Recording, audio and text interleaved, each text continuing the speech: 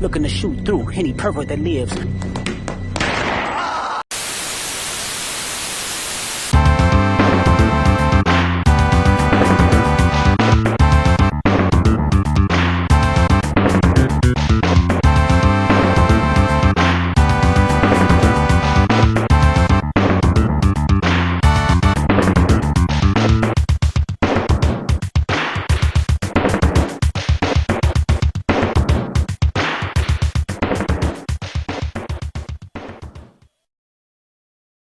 Meet Aubrey Graham. See, Aubrey had a problem. Everyone hated him. And it's so much more people than you can imagine. I'm gonna need y'all to lock in. When The Weeknd was first coming up, Drake said, sign on my label. The Weeknd said, nah. Drake said, okay, can you help me with some songs? The Weeknd said, sure, why not? Drake said, can you help me with some more songs? And some more songs. Matter of fact, can you just give me half of your album? The Weeknd said, I don't really have a choice because I'm a new artist, but I'm not going to sign your label. Drake said, that's okay. We're still friends. Then Drake started dating his ex-girlfriend, Bella Hadid. Meet A$AP Rocky. Drake took him on his first tour ever, but Drake noticed something. A$AP Rocky kept hanging out with this girl named Rihanna, and Drake really liked that girl named Rihanna. Fast forward years later, A$AP Rocky gets married to Rihanna and they have kids. Drake didn't like that very much. So Drake starts saying mean things about him and his wife, so he gets mad. Meet Ricky. He thought Drake was a little weird because of the whole Meek Mill situation and for the fact that Drake called for a cease and desist on a French Montana song behind the scenes. But Rick said, we're still friends. Rick Ross then features on Metro Boomin's new album, does not say anything about Drake,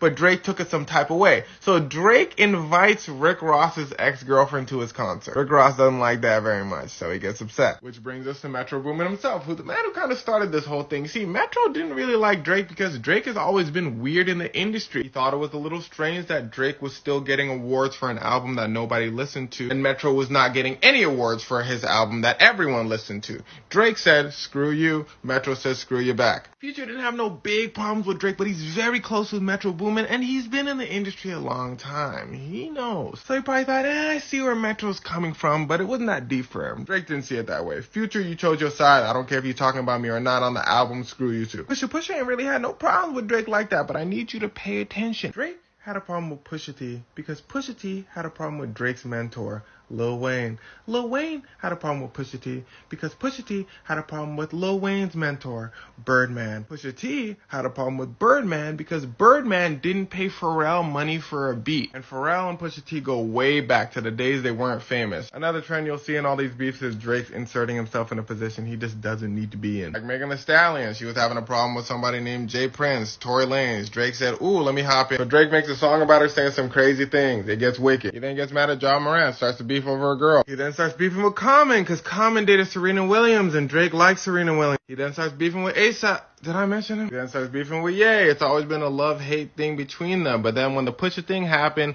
Pusha T is signed to Kanye's labels. They were close, so Kanye chose Pusha T's side. But then Drake starts getting close to Kim Kardashian. Kanye thought that was weird, so he says, screw you, Drake. He's also had beef with Tyga, Joe Budden, Jhené Aiko, Tinashe, Childish Gambino, I believe. A million people. But most of all, the people have always been a little annoyed with Drake. Fun fact, Drake as well as Kid Cudi and Kanye were the first people to make semi-nerdy cool in the rap game. Those three were in the forefront of rap is changing. But everyone tolerated Kanye and Kid West, but Drake took things to a whole nother level. Let's just be frank, Drake is half white. But that's not the problem. The problem is to many people, Drake puts on a persona of blackness. If you're not black, that's not up for discussion. Listen closely. J. Cole is half white, but he acts like J. Cole. Accepted. Lil Yachty is from the suburbs.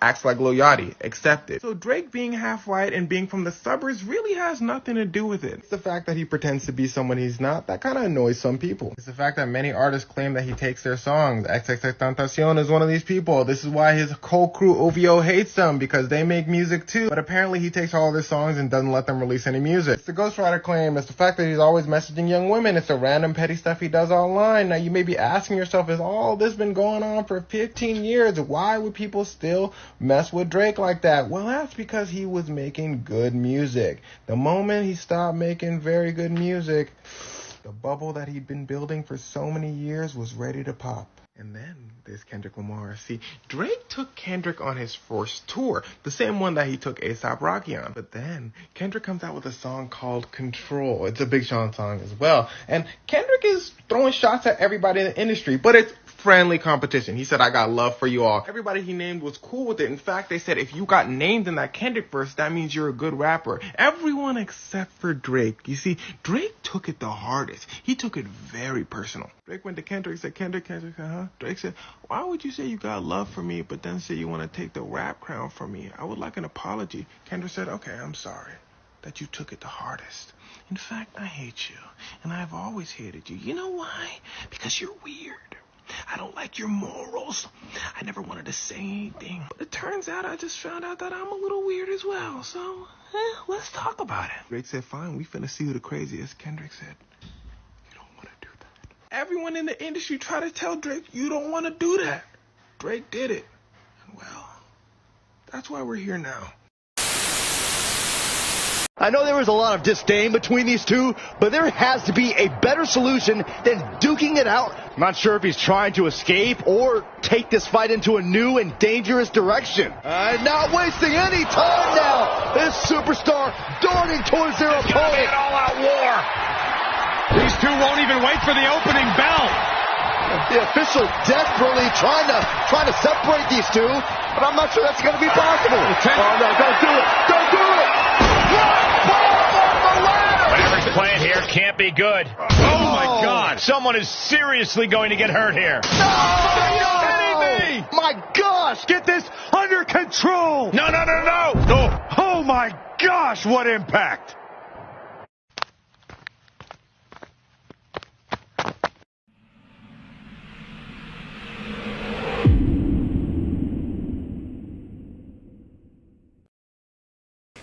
I see y'all enjoying this Drake Cross Kendrick Lamar collaboration because that's what it is. And a lot of y'all probably ain't gonna see it that way, but I see it for what it is. You know what I'm saying? You know, I mean, if y'all been listening to what I've been saying on the social media tip, you know what I mean. 95% of the rap beefs are manufactured. Okay, and whatever personal vendettas they have going against each other, hey. Most of that will be real, but the act itself, come on now, the timing of it and everything. But hey, Kendrick won that, man. He won that. He put chicken nuggets with some hot sauce on them combos. Freaking Drake sounded defeated in that Heart Part 6, man. He told us, man, well, you tell them lies on me, you bitch ass. He let the white supremacist side of him come out, man, on this freaking battle, man. Because, he lost a lot of points with me talking about, talking to Kendrick, talking about some, hey, why you rapping like you want to free the slaves? I'm like, what? Huh? What? Why would you say that? Like, I know you lost me on that, man. Look, listen, like, I like both of them, you know what I'm saying? Their music. Because I can set apart from the music and the person itself, you know, from the people and from the art. You know what I mean? I can set them apart. A lot of these people can't really do that. But he was showing his true colors in this battle, man. It's crazy in the hood, and Kendrick got to him. He probably got 10 more. Probably got 50 more left in him. He like Drake said, drop and give me 50. He probably got 50 more. And people was like, how did he make these songs so fast? I'm like, let me tell y'all something, y'all. Some of those songs that Kendrick and Drake did was probably pre-made. They probably added some new touches to it, you know what I'm saying? But they had it in the vault for the longest time, ready to go whenever the time comes. And the time was the past 4 or 5 days, and hey, we witnessed this firsthand, and the people have spoken. Kendrick won, in my opinion. He won. What y'all think? You know what I mean? Not Like Us was the nail of the coffin. You know, what's that? 6:12 p.m. in LA or something like that. Hey, that was cool. Euphoria was cool. I liked it. Meet the Grams. I enjoyed that. the most. I understood it. It kind of reminded me of Eminem's Stand song as the song was going on. You know what I'm saying? I have to give a shout out to Eminem because that's one of Kendrick's main influences. Eminem, one of his favorite rappers, and you can hear like some of the cadence in there that, hey, you could be articulate, lyrical, and Kendrick was that. He was the better MC. Drake is just all around great entertainer, but Kendrick literally is the best MC. He has the greatest power level of all of these rappers out right now. That's in the mainstream. Now I know about the world, but I know about the mainstream. But here, but yeah, man, not like us. It was about, Drake. You don't belong here. You a culture vulture. You just trying to fit in and get in. And speaking of culture vultures, let me talk to y'all about what happened the other day. DJ Vlad. Y'all know I can't let this slide, man. So we got DJ Vlad gonna take it upon himself and hating, as a matter of fact, I might add, about Kendrick Lamar's new song, Not Like Us, needed a better mix. It takes away from the song. First of all, no, it doesn't. It just, the bit rate was a little low. They did re-upload it into a higher bit rate. That's all it was. But the mix was nothing wrong with the mix. I do engineering and music. I mix and master stuff in my music production team. I know what I'm talking about. It was nothing wrong with the mix. And so this lady right here, Morgan Jerkins, you know what I'm saying? She checked Vlad, you know what I'm saying? Rightfully so. Shout outs to you. She says right here, you are white. This is a black folk affair. And rightfully so. And then Vlad gonna go, so a professor at Princeton is telling me that a white person should be allowed to voice their opinion about hip hop. Is that how you interact with your students? And all she was saying, man, is that your opinion is in the wrong place, right? And these are screenshots. It's not needed. The conversation is and is centered around black people, not you. Don't try to change your words now. I'll be reaching out to Princeton about this on Monday. So you bitch asshole, you gonna go ahead and try to get her fired, right? And this is the receipts, okay? This is the receipts. You gonna try to get her fired, right? You know what I'm saying? And listen, we're gonna go back. We're gonna go back. And then he backpedaled. This is what he said. This is what he said, a couple hours ago. Since it's Monday, let me clear the air and state that I never had any intention of filing a complaint. Yes, you did. I just showed y'all the receipts. Morgan Jerkins saying that white people aren't allowed to comment on Kendrick Lamar's music. She trolled me and I trolled back.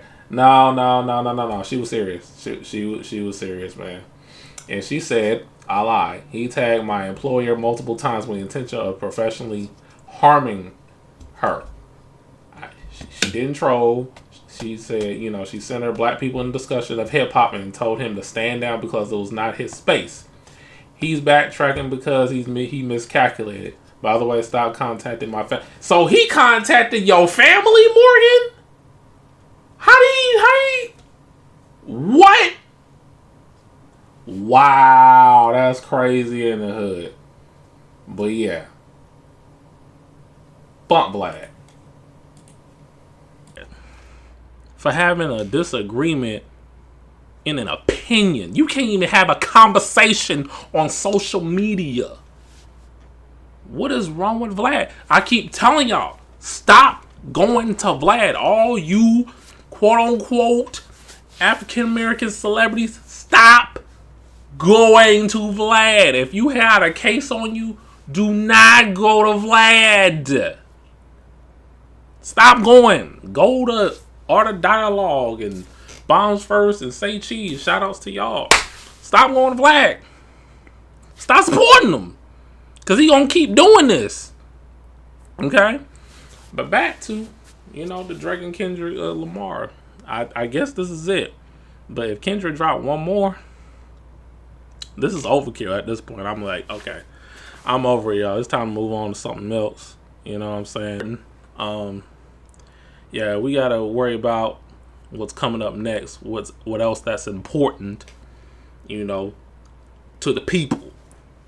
And yeah, man, it's crazy in the hood. Someone asked me, a friend asked me, was Drake doing the Heart Part 6 his outro was worse than J. Cole bowing out. I think Drake bowing out in the Heart Part 6 was worse than J. Cole bowing. Even though I said what I said about J. Cole, because I felt like he wasn't really confident on trying to like battle Kendrick Lamar.